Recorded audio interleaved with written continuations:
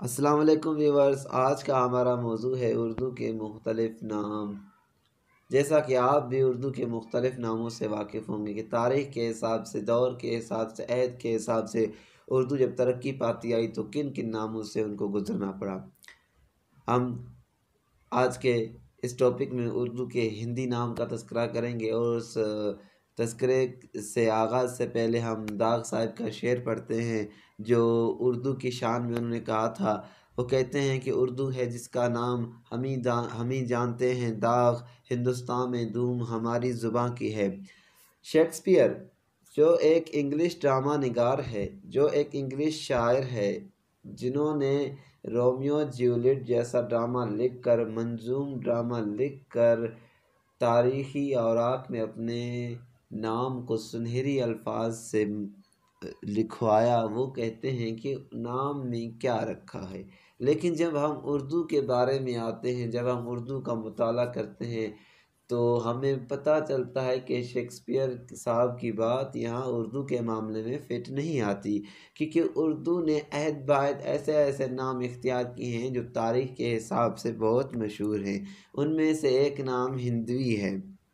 لسانی تحقیقات کی بنا پر اردو کے متعلق جو قابل قدر مواد جمع ہوا ہے، اس میں اردو کے بدلتے ناموں کے بارے میں بھی معلومات بہت دلچسپ ملی ہیں۔ اس معلومات سے معلوم ہوتا ہے کہ داغ نے جس اردو پہ ناز کیا ہے، جس اردو کی تعریف کرتے ہیں، وہ پہلے اردو نہ تھی۔ چنانچہ محمد محمود شیرانی سے لے کر ڈاکٹر سینی کمار چٹرجی تک لسانی محققین کی اکثر رائے اس بات پر متفق ہے کہ ہندوستان کی نسبت سے ہندی جو اردو کو ہندی کہا جاتا تھا یا ہندوی کہا جاتا تھا، اس نام کی شہادت قدیم لغات اور ادبی تصانیفات سے بھی ملتی ہیں۔ چنانچہ 812 ہجری میں قاضی خان بدر سے لے کر 1742 میں سراج الدین خان آرزو تک سبھی قدیم لغت نویسوں نے ہندوستان کی زبان کو ہندی یا ہندوی لکھا۔ اس کے علاوہ مفتاح الفصلہ 1873 ہجری اور دستور الصبیان 990 ہجری وغیرہ میں بھی اس کو اردو کو ہندی کہا گیا ہے۔ اس مقصد کے لیے بعض صوفیہ کرام کی تحریریں یا اقوال بھی کارآمد ثابت ہوتے ہیں۔ چنانچہ خواجہ نصیر الدین چراغ دہلوی 752 ہجری، شرف الدین یحییٰ منیری 772 ہجری اور اشرف جہانگیر سمنانی 808 ہجری وغیرہ نے بھی ہندی یا ہندوی استعمال کیا ہے۔ ہندی نام کا تاریخی اور غالباً قدیم ترین حوالہ تسکے بابری میں بھی ملتا ہے۔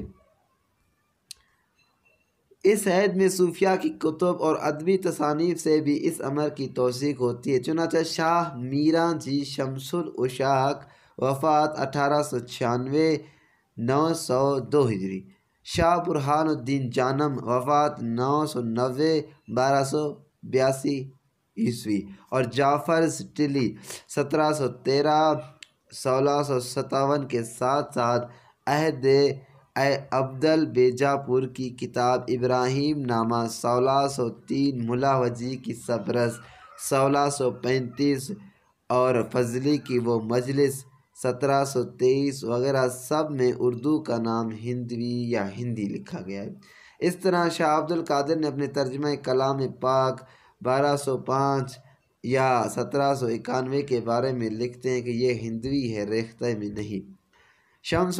شمس اللہ قادری کے بقول دکن میں ابراہیم عادل شاہ 941 تا 65 نے حکومت سنبھالتے ہی فارسی کی جگہ اردو کو دربار کی زبان قرار دیا۔ چنانچہ خانی خان نے اس ضمن میں تحریر کیا بحوالہ اردوی قدیم۔ ابراہیم عادل شاہ دفتر فارسی کے بجائے ہندی جدید پر اور قرارداد بودن برطرف نمودہ دستور سابق ہندوی مقرر نمود۔ یہ مطلب ایک فارسی جملہ ہے۔ انہوں نے کہا ہے کہ ابراہیم شاہ عادل جب دکن میں وارد ہوا تھا تو اس نے فارسی کی جگہ اردو کو اپنی دفتری زبان قرار دیا تھا۔ قدیم دور میں ناگری خط میں لکھی جانے والی عوامی بولیاں برج بھاشا کی بنا پر بھاکا کہلاتی تھیں، جیسا کہ شاہ برہان جانم نے اس شعر سے آیا ہے، جے ہو دی گیان پجاری نہ دیکھیں بھاکا گجری۔ اب اس کے تھوڑا رسم الخط کی طرف آتے ہیں۔ ابتدا میں ہندوی خط نسخ میں لکھی جاتی تھی اور یہ سلسلہ شاہجہاں کے وقت تک جاری رہا، مگر شاہجہاں کی فنکارانہ اپج اور نفاست پسندی نے یہاں بھی رنگ دکھایا۔ اس نے نسخ کی جگہ نستعلیق کو رواج دیا، جو آج تک مقبول ہے، بلکہ جب فورڈ فلم کالج کے لیے انگریزوں نے چھاپا خانہ قائم کیا تو اس کا ٹائپ بھی خط نستعلیق ہی میں تھا۔ واضح ہے کہ نستعلیق حروف کا ٹائپ ولکنز 1678 میں ایجاد کر چکا تھا۔ عوام کی اکثریت اس حقیقت سے بے خبر ہے، اس عہد کا ٹائپ آج کی طرح نسخ نہ تھا اور الفاظ کی نشست اور دائرے وغیرہ خوبصورت ہوتے تھے۔ یہ تو کہیں بہت بعد ارزانی کی وجہ سے لیتھیو طباعت مروج ہوئی۔